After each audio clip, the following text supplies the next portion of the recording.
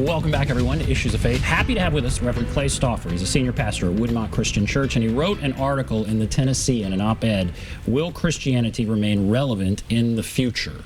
We kind of set that up in the first part.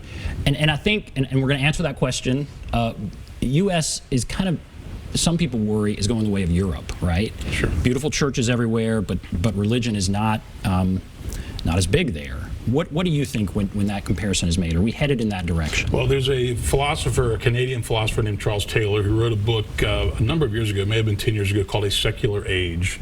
And so what people talk about is rapid secularization and what's going to keep the United States from going the same way that Europe went, where churches just became, beautiful cathedrals and, tourists visit them and whatnot. I don't think that the U.S. will go that way, even though I do think we're seeing different parts of the country, different cities that used to have larger church-going populations, and that is dwindling. Nashville being in the Bible Belt, we still have church, and Christianity is still a part of of who we are and what we do, which is good. It's a good place to be a minister. But I do think we have to deal with this question of rapid secularization, and I'll tell you a couple of ways that that's playing out. It used to be that people would say if you went to church, you would maybe go 3 out of 4 Sundays a month.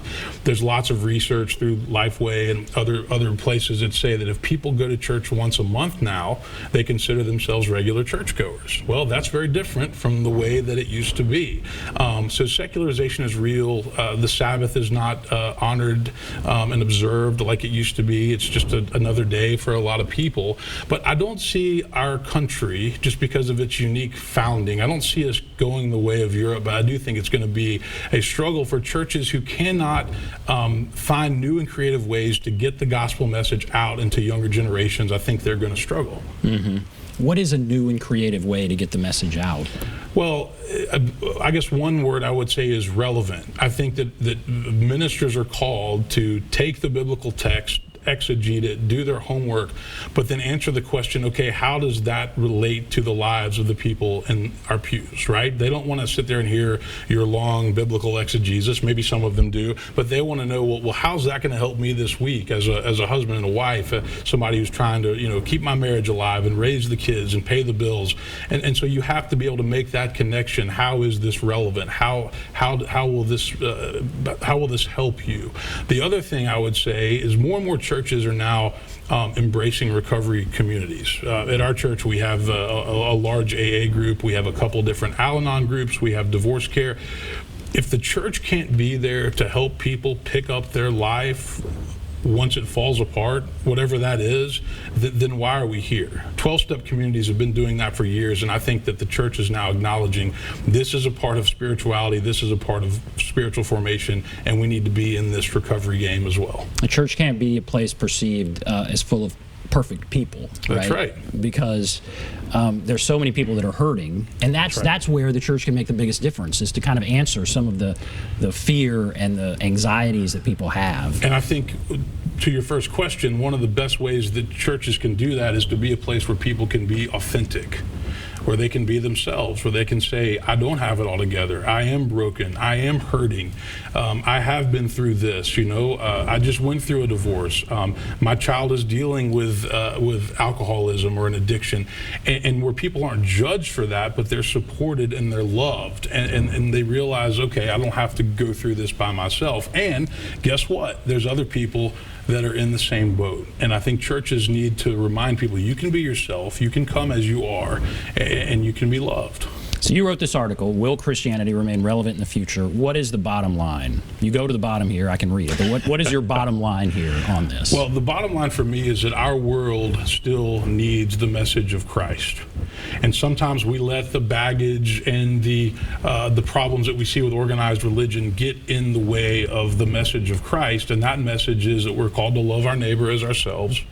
We're called to show mercy and compassion. We're called to forgive, which a lot of people will talk about forgiveness, but they don't really know how to forgive and let go. And so we're called to treat other people the way that we want to be treated. So the heart of Jesus's message was about love and compassion and treating others the way that you want to be treated. And that's what our world needs. Our world is polarized, it's fractured, it's broken. People are angry, they're resentful. And Christ has a message for our world, but so many times the world isn't listening. So it will remain relevant? I think it will, as long as that message is communicated. And we have to acknowledge that organized religion, the church, Christianity, it will never be perfect, because it's made up of non-perfect people who have their flaws and have their baggage, and it's just, it'll never be perfect. But we're all striving to do better. We're all in this journey that we call life together, and that is reassuring. I mean, that's one of the gifts of the Christian faith, is it doesn't happen. You don't do this by yourself. You do it in community, and you celebrate the joys and the sorrows. You go through the bad times of life with other people, and when you feel like you can't pick yourself up, then other people will pick you up and carry you forward. And so in that respect, I think it will remain relevant, but I think we have to be creative in terms of how we get that message out there. So when this was written, how was it received? I guess the process that you went through in writing it, you've kind of explained that, but how was it received when it was put out there? I guess, is there any negative sort of response to this, or is it all positive? Well, I quoted the Christianity Today article, which came out in December, and basically said, we feel about President Trump the same way that we felt about President Clinton 20 years ago, that he needs to be removed. Well, a lot of people don't want to hear that. But there are certain parts of the president's behavior that needs to be called out. I mean, yes, you can defend his policies if you support the things that he is for, but there are certain parts of his behavior that Christians need to say, that's not what we're about. And I think that was the courage that Christianity Today had.